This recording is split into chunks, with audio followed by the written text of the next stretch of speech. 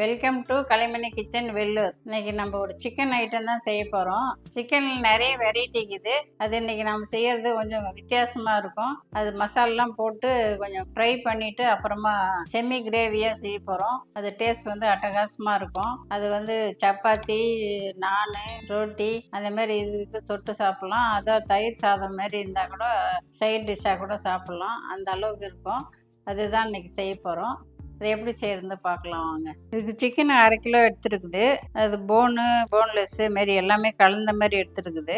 இதை வந்து நம்ம இப்போ மேரினேட் பண்ணிடலாம். அதுக்கு முதல்ல மஞ்சத்தூள் ஒரு 1/2 ஸ்பூன் இது சேர்த்துக்கலாம். இது தனி மிளகாத்தூள் 1 ஸ்பூன், தனியா ஒரு 1/2 ஸ்பூன், இந்த காஷ்மீரி மிளகா 1 ஸ்பூன், தேவையான உப்பு. இது இஞ்சி பூண்டு 2 பச்சை மிளகாய் சேர்த்து அரைச்சிருக்குது. அது இது 2 ஸ்பூன் சேர்த்துக்கலாம். தயிர், கெட்டி தயிர் ஒரு 50 கிராம். தயிர் இருந்தால் போடலாம், இல்லைன்னா லெமன் இருந்தால் ஒரு 1/2 பழம் பிழிஞ்சு விட்டுக்கலாம். இப்போ இது எல்லாத்தையும் மிக்ஸ் பண்ணிவிட்டு நல்லா கலந்து விட்டுடலாம்.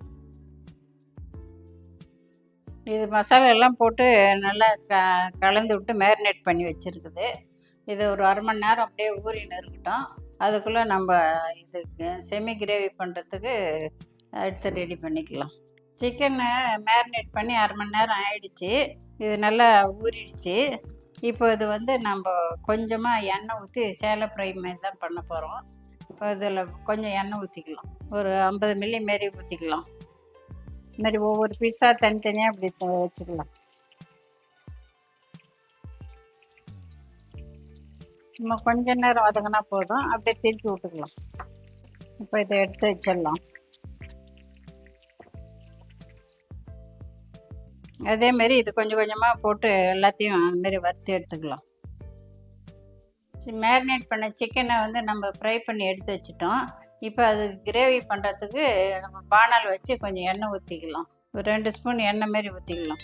அதில் 1 ஸ்பூன் பட்டர் சேர்த்துக்கலாம். பட்டருக்கு போட்டால் கொஞ்சம் நல்ல ஃப்ளேவர் நல்லாயிருக்கும்.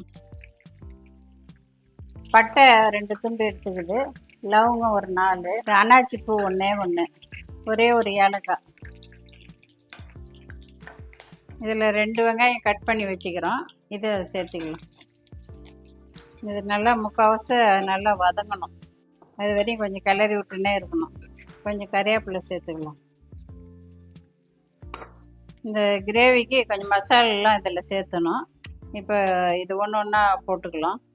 மஞ்சத்தூள் ஒரு 1/2 ஸ்பூனு, இது தனி மிளகாத்தூள் 1 ஸ்பூனு, தனியாத்தூள் 1 ஸ்பூனு, இது காஷ்மீரி மிளகா அது 1 ஸ்பூனு, கொஞ்சம் பெப்பர் ஒரு 1/2 ஸ்பூன். சிக்கன் மேரினேட் பண்ணதில் உப்பு போட்டுக்கிறோம். இந்த இது வெங்காயம் தக்காளிக்கு மட்டும் கொஞ்சம் உப்பு போட்டுக்கலாம். ஒரு தக்காளி வந்து நல்லா மிக்சியில் போட்டு அரைச்சி வச்சுக்கிது, அது இதில் சேர்த்துக்கலாம்.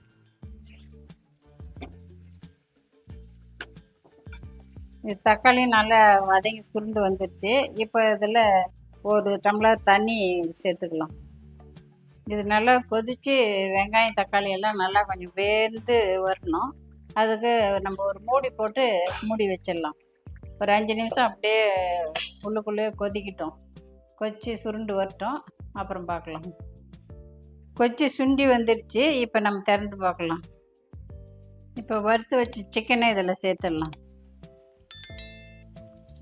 இப்போ இந்த சிக்கனை இந்த இதில் வேகணும். அதனால் ஒரு 2 ஸ்பூன் ஆகிற மாதிரி தண்ணி ஊற்றிக்கலாம். சுடு தண்ணி தான் எடுத்துங்குது. இந்த சிக்கன் வேகிறதுக்காக நம்ம ஆஃப் பாயிலாக தான் எடுத்துக்கிறோம். அதனால் இந்த மசாலாவோட வேகிறதுக்கு ஒரு 5 நிமிஷம் விடணும். அதனால் இந்த தண்ணி ஊற்றி இருக்கோம். அது கொதி வரட்டும், அதுக்குள்ளே சிக்கன் வெந்துடும். ஒரு 5 நிமிஷம் ஆயிடுச்சு. இது நல்லா கொச்சி வந்துருச்சு. இப்போ சிக்கன் வெந்துட்டுருக்கோம். இப்போ திறந்து பார்க்கலாம். இது பண்ண உடனே அப்படியே தூளாக உடையுது. நல்லா வெந்துருச்சு. இப்போ நம்ம இதுக்கு கரம் மசாலா 1 ஸ்பூன் சேர்த்துடலாம். அப்படி கொத்தமல்லி தழை கொஞ்சோண்டு தூவி எடுத்துடலாம். அவ்வளோதான், ரெடி ஆயிடுச்சு. இப்போ இறக்கிடலாம். சிக்கன் செமி கிரேவி ரெடி ஆயிடுச்சு. அதோட கூட நான் இப்போ இன்னைக்கு நான் தான் செஞ்சுருக்கிறேன். அது ஆட கூட வச்சு சாப்பிட்றதுக்கு அவ்வளோ அமேசிங்காக இருக்கும். பாருங்கள், சிக்கனை நம்ம ஒன்று உடச்சி காட்டுறேன். அப்படியே தூள் தூளாக அப்படியே பிரிஞ்சு வருது பாருங்கள். கரம் மசாலா அது இதுக்கும் வறுத்து போட்டதுக்கு அதுக்கும் அவ்வளோ எம்மியாக இருக்கும். சிக்கன் கிரேவியும் நானும் அட்டகாசமாக இருக்கும். எல்லாரும் சாப்பிட்டா இதே மாதிரி தான் வேணும்னு கேட்பாங்க. இதுமாரி நீங்களும் செஞ்சு பாருங்கள். சுவையாக டேஸ்ட்டாக இருக்கும். நம்ம இதே மாதிரி இன்னொரு வீடியோவில் பார்க்கலாம். பை.